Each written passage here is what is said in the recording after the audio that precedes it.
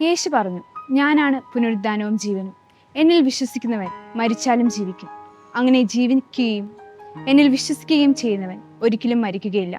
വിശുദ്ധ യോഹന്നാൻ 11:25-26 വാക്യങ്ങൾ. വർഷങ്ങളായി കനത്ത മഴ പെയ്യുന്ന ഒരു കൊച്ചു ഗ്രാമത്തിലാണ് ഒരു അമ്മയും മകളും താമസിച്ചിരുന്നത്. മഴ കാരണം അവരുടെ വീടും കൃഷികളും നശിച്ചു. ജീവിതം ദുസ്സഹമായി. എന്നിട്ടും അമ്മയും മകളും പ്രതീക്ഷ കൈവിടുന്നില്ല. മഴ മാറിയാൽ ഒരു മഴവിൽ കാണാമെന്നും അത് അവരുടെ ജീവിതത്തിൽ സന്തോഷം തരുമെന്നും അമ്മ മകളോട് പറഞ്ഞു. ദിവസങ്ങൾ കടന്നുപോയി. മഴയ്ക്ക് ശമനമില്ലായിരുന്നു.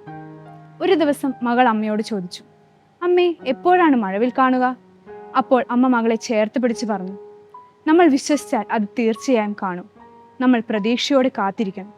അങ്ങനെ അവർ കാത്തിരുന്നു. ഒടുവിൽ ഒരു ദിവസം മഴ അവസാനിച്ചു. ആകാശം തെളിഞ്ഞു. മകൾ ജനലിലൂടെ പുറത്തേക്ക് നോക്കി ആകാംക്ഷയോടെ പറഞ്ഞു, അമ്മേ, ദാ മഴവിൽ. അമ്മയും മകളും പുറത്തേക്ക് ഓടി. 7 വർണ്ണങ്ങളുള്ള മനോഹരമായ ഒരു മഴവിൽ. അവരുടെ ഹൃദയങ്ങളിൽ സന്തോഷം കൊണ്ട് നിറഞ്ഞു. അവർ പരസ്പരം ആശ്ലേഷിച്ച് ദൈവത്തിന് നന്ദി പറഞ്ഞു. അവരുടെ വിശ്വാസത്തിന്റെയും പ്രതീക്ഷയുടെയും പ്രതിഫലം ലഭിച്ചിരിക്കുന്നു.